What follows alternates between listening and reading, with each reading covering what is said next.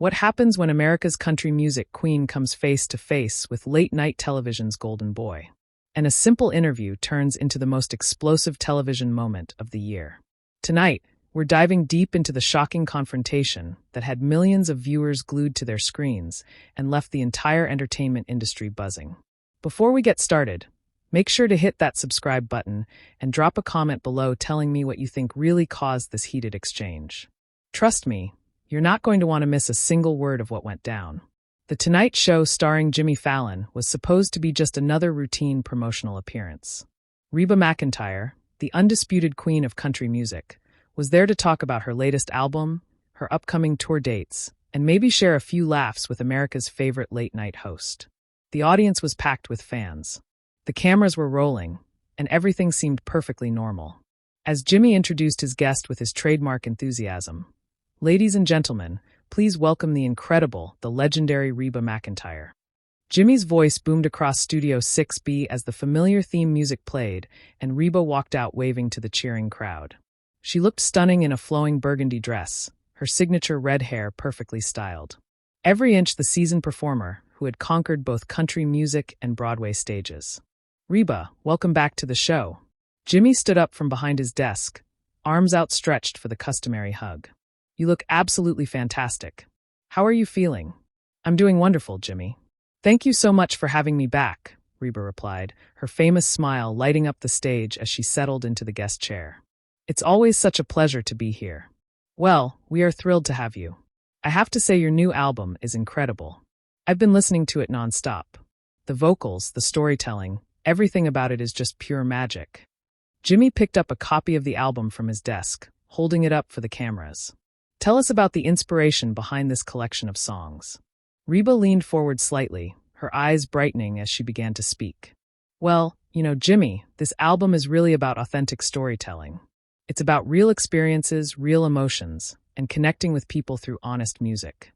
In today's world, I think we've lost some of that authenticity, especially in the entertainment industry." "Absolutely. I couldn't agree more."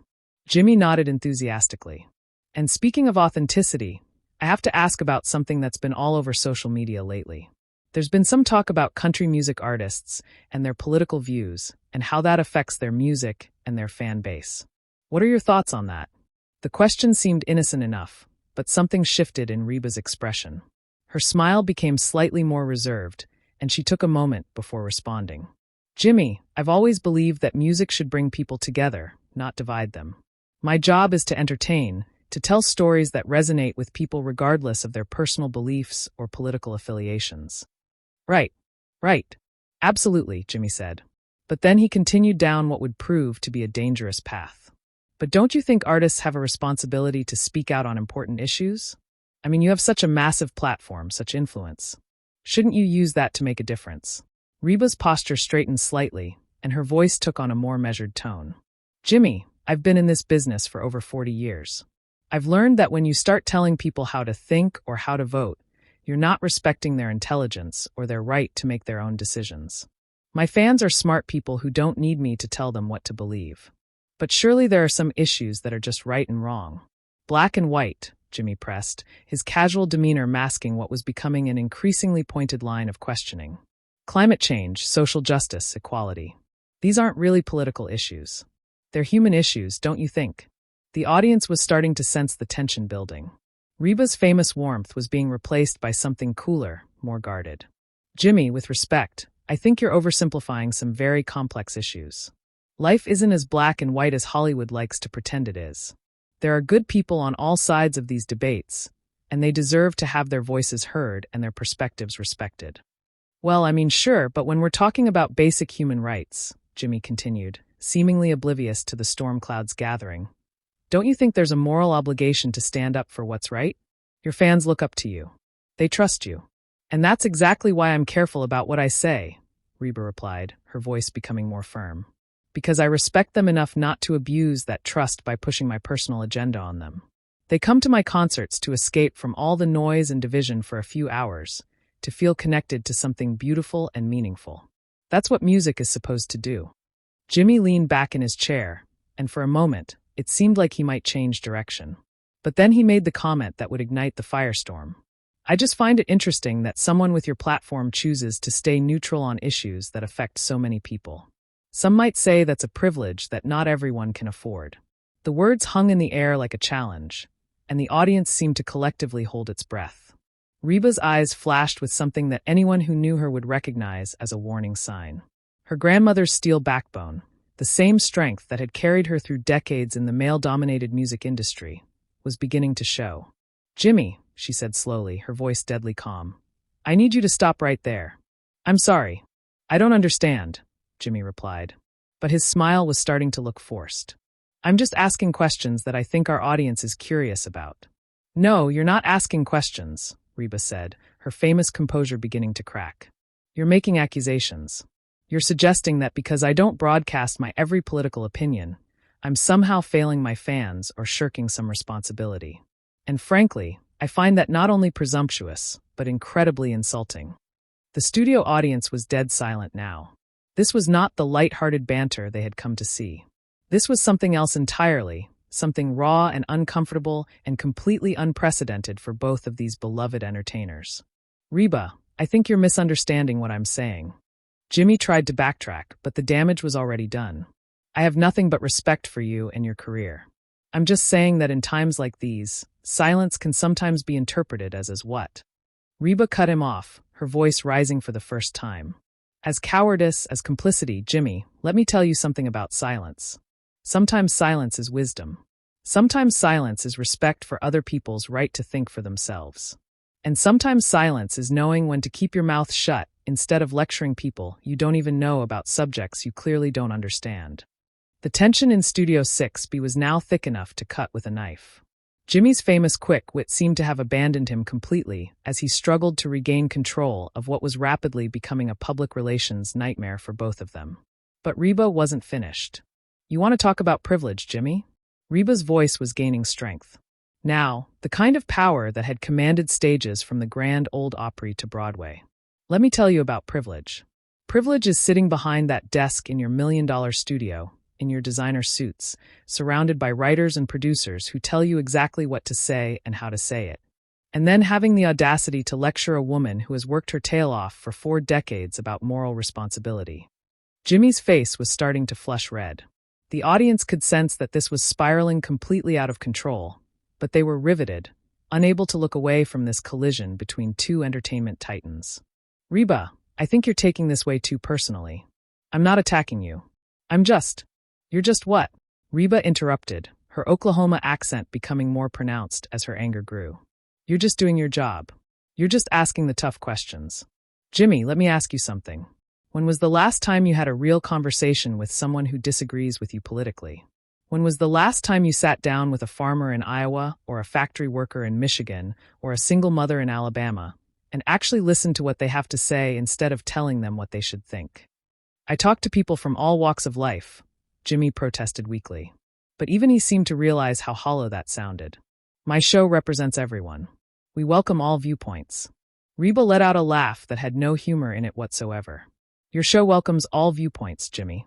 Your show is a liberal echo chamber masquerading as mainstream entertainment. You and your writers sit around making jokes about half the country.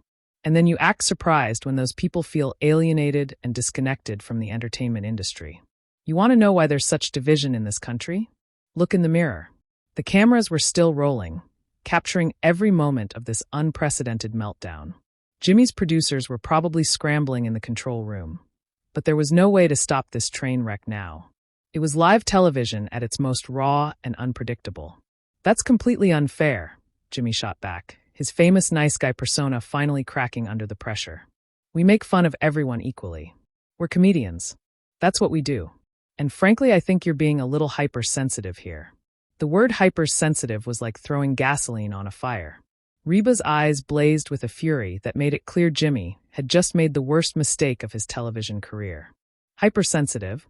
she repeated, her voice dropping to a dangerous whisper. "Did you just call me hypersensitive for standing up for my fans and my values?" "I didn't mean it like that," Jimmy stammered. "But it was too late. I just think maybe you're overreacting to what was meant to be a friendly conversation about important issues." "Friendly conversation?" Reba stood up from her chair, her full height making her an imposing figure, even next to Jimmy's desk. Jimmy, there was nothing friendly about what you just did. You invited me on your show under the pretense of promoting my music. And then you ambushed me with a political interrogation designed to make me look bad if I don't give you the answers you want to hear. Nobody ambushed you, Jimmy said, his voice rising to match hers. These are legitimate questions that your fans deserve answers to. If you can't handle a few tough questions, maybe you shouldn't be doing interviews. The audience gasped audibly at that comment. Jimmy had just crossed a line that no interviewer should ever cross with a guest, especially not one of Reba McEntire's stature and experience. But Reba didn't explode the way everyone expected. Instead, she went completely still, her expression becoming ice cold. If I can't handle tough questions, she repeated slowly, her voice now carrying the full weight of her decades in the entertainment industry. Jimmy, I've been handling tough questions since before you were old enough to stay up late enough to watch television. I've been grilled by reporters about everything from my divorce to my business decisions to my parenting choices. I've faced down music industry executives who told me I was too old, too independent. I've performed through personal tragedies that would have broken lesser people. So, don't you dare suggest that I can't handle tough questions. Then answer them, Jimmy challenged, apparently not realizing he was digging his own grave deeper with every word. If you're so tough, if you're so experienced, then stop deflecting and give your fans some straight answers about where you stand on the issues that matter. The issues that matter to who? Reba demanded. To you, to your writers, to the people in your Manhattan bubble who think they know what's best for everyone else. Jimmy, my fans care about their families, their jobs, their communities. They care about music that speaks to their hearts and their experiences. They don't need me to validate their political beliefs or tell them how to vote because they're intelligent adults who can think for themselves. But surely you have opinions, Jimmy pressed on, apparently unable to recognize that he was in a fight he could not win. Surely you care about the future of this country, about the planet, about social justice. How can you just stand on the sidelines and pretend none of it matters? I never said none of it matters, Reba replied, her patience finally reaching its breaking point. What I said is that it's not my job to be your political puppet. It's not my job to parrot whatever talking points are popular in Hollywood this week. My job is to make music that moves people, that helps them feel less alone in this world.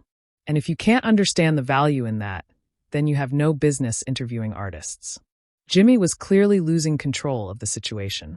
But instead of backing down gracefully, he doubled down on his mistakes. I think you're being deliberately obtuse here, Reba. We both know that art has always been political. Music has always been about more than just entertainment. Look at the folk singers of the 60s. Look at protest songs. Look at what? Reba cut him off with devastating precision. Look at artists who agreed with your political worldview. Jimmy, you don't get to decide what art should be or what music should accomplish. You don't get to lecture me about the history and purpose of country music, a genre you've probably never given a second thought to unless it served your purposes. The studio was so quiet you could hear a pin drop. Even the band members who usually provided musical punctuation to the show's awkward moments seemed frozen in place. This was beyond awkward now. This was personal, and it was getting uglier by the minute. I have nothing but respect for country music, Jimmy said defensively, but his tone suggested otherwise. I've had plenty of country artists on this show. Respect. Reba laughed bitterly. Jimmy, you just spent the last 10 minutes trying to shame me for not being political enough for your taste. You've implied that I'm failing my fans, that I'm privileged, that I'm hypersensitive, and that I can't handle tough questions. If that's your idea of respect, I'd hate to see what disrespect looks like. Jimmy realized he was cornered. But instead of apologizing or trying to defuse the situation, he made one final fatal mistake. Look, Reba, I think you're taking this way too personally. Maybe we should just agree to disagree and move on to talking about your tour dates. The condescending tone in his voice was the last straw. Reba looked at him with a mixture of disgust and disappointment that was painful to watch. Taking it too personally? She repeated, shaking her head slowly. Jimmy, you just spent 15 minutes attacking my character, my integrity, and my relationship with my fans on national television. How exactly should I be taking it? Jimmy seemed to realize he had pushed too far, but his attempt at damage control only made things worse. Reba, I'm sorry if you feel like I was attacking you. That wasn't my intention at all. I was just trying to have a meaningful conversation about important topics. Maybe we got a little heated, but that's what good television is about, right? Real conversations, real emotions. The patronizing tone in his voice was unmistakable, and Reba's expression shifted from anger to something much more dangerous. Complete and utter contempt. "Good television," she repeated, her voice barely above a whisper, but carrying across the silent studio like a thunderclap. "You think this is good television, Jimmy?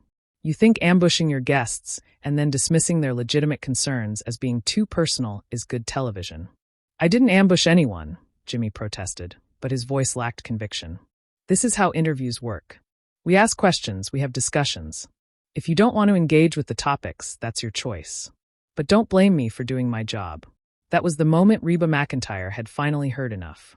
She stood up from her chair with a grace and dignity that somehow made her fury even more impressive. "Your job," she said, her voice rising for the first time to match the full power of her stage presence. "Your job is to entertain people, Jimmy. Your job is to make them laugh, to give them a break from their troubles, to celebrate the artists and performers who work hard to bring joy into their lives. Your job is not to lecture them, not to shame them, and certainly not to use your platform to bully guests who don't conform to your narrow worldview." Jimmy's face was now bright red. Whether from embarrassment or anger, it was impossible to tell. "I'm not bullying anyone. I'm asking legitimate questions that the American people deserve answers to." "The American people?" Reba's voice dripped with sarcasm. "Jimmy, you don't speak for the American people. You speak for a tiny fraction of coastal elites who think they know better than everyone else. You've never worked a day in your life outside of the entertainment industry. You've never struggled to make ends meet. Never worried about losing your job to automation or overseas competition. Never had to choose between paying for groceries or paying for medicine. But somehow you think you're qualified to lecture the rest of us about morality and responsibility." The audience was completely silent now, riveted by this display of raw emotion from one of country music's most beloved figures. Jimmy was clearly struggling to regain control of the interview, but every attempt he made only seemed to dig himself deeper into the hole. "That's completely unfair," he said, his voice cracking slightly. "You don't know anything about my background or my experiences, and frankly, I think you're being incredibly disrespectful to me and to this show." Reba let out a sound that might have been laughter if it hadn't been so cold. "I'm being disrespectful, Jimmy. You invited me here as your guest, and then you spent the entire interview trying to make me look like a coward or a fool for not sharing your political opinions. You've been condescending, dismissive, and downright rude. And now you have the audacity to accuse me of being disrespectful. I think you need to calm down," Jimmy said. And the moment those words left his mouth, everyone in the studio knew he had just made a catastrophic error in judgment. Reba went completely still, her eyes blazing with a fire that would have made lesser mortals step back. "I need to calm down," she repeated, her voice deadly quiet. "Did you just tell me to calm down, Jimmy? Did you really just tell a woman who has spent her entire career dealing with men who think they know better than her to calm down?" Jimmy realized his mistake immediately, but it was far too late to take it back. "I didn't mean it like that. I just think we should lower the temperature here and try to have a civilized conversation." "Civilized?" Reba's voice rose to its full power now, filling the studio with the kind of presence that had commanded stages around the world. "There's nothing civilized about what you've done here tonight, Jimmy.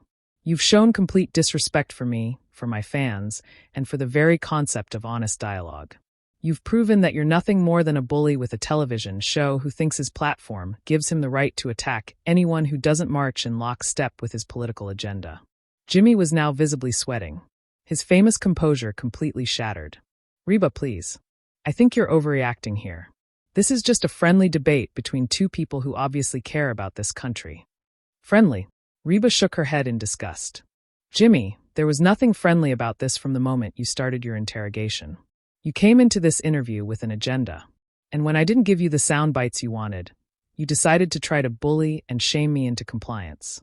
Well, congratulations. You've succeeded in showing your true colors to millions of people." She began to remove her microphone, her movements deliberate and controlled despite the obvious fury radiating from her every gesture. "You know what the real tragedy is here, Jimmy? You had a chance to have a genuine conversation with someone who has lived through 5 decades of American history, who has seen this country and this industry change in ways you can't even imagine. You could have learned something. Your audience could have learned something.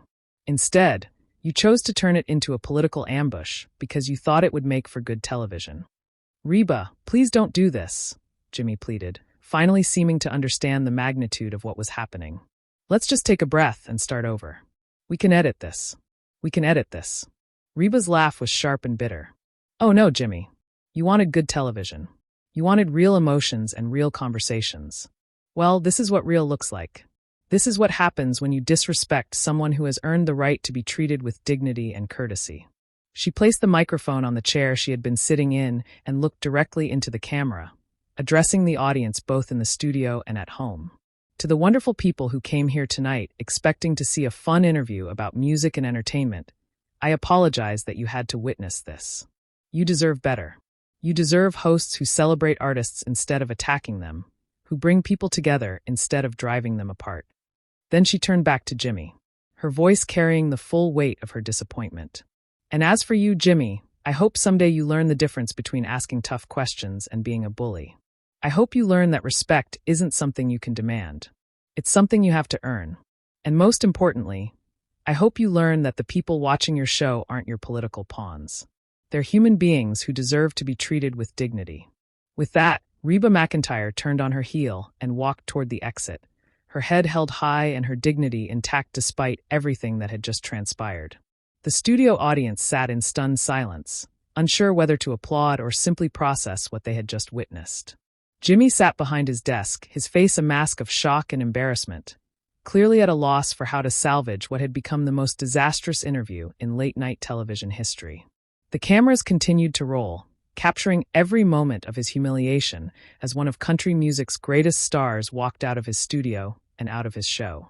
As Reba reached the exit, she paused for just a moment and looked back over her shoulder.